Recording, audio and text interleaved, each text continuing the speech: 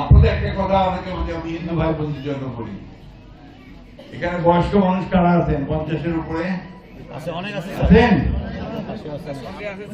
হ্যাঁ, আমার সামনে আছেন। 71 সাল মনে আছে?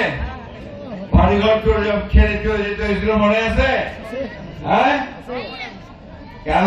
একটা যুদ্ধ হয়েছিল পাকিস্তানের সঙ্গে, আমাদের এখানে যুদ্ধ করতে হয়েছিল, আমরা যুদ্ধ করছিলাম পাকিস্তানের বিরুদ্ধে, আমরা অস্ত্র ধরছিলাম, পুরো দেশটা স্বাধীন করছি। এই স্বাধীনটা আমরা করেছি বন্ধু, এটা বন্ধ কেউ করে দিয়ে যায়নি আমাদের। আমরা আমাদের দেশ ছেড়ে মাটি ছেড়ে কোথাও যাব না, আমরা আমাদের অধিকারকে প্রতিষ্ঠা করতে চাই।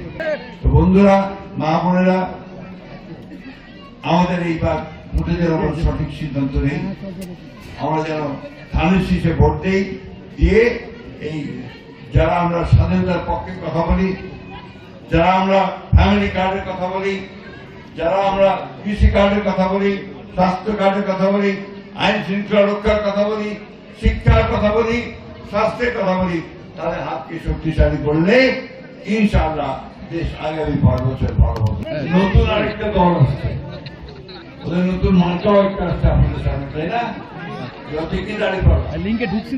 তাই তো এখানে আপনাদের সামনে যে দুইটা ধানের শীষ আর দাঁড়িপাল্লা, আপনাকে দেখতে হবে যে কোন দল থেকে আপনার ভালো করে আগে থেকে চিনেন। আমাদের হিন্দু ভাই বোনদেরই বলেন, মুসলমান ভাই বোনদেরই বলেন, ধানের শীষটা একটু পরিচিত আছে, তাই না?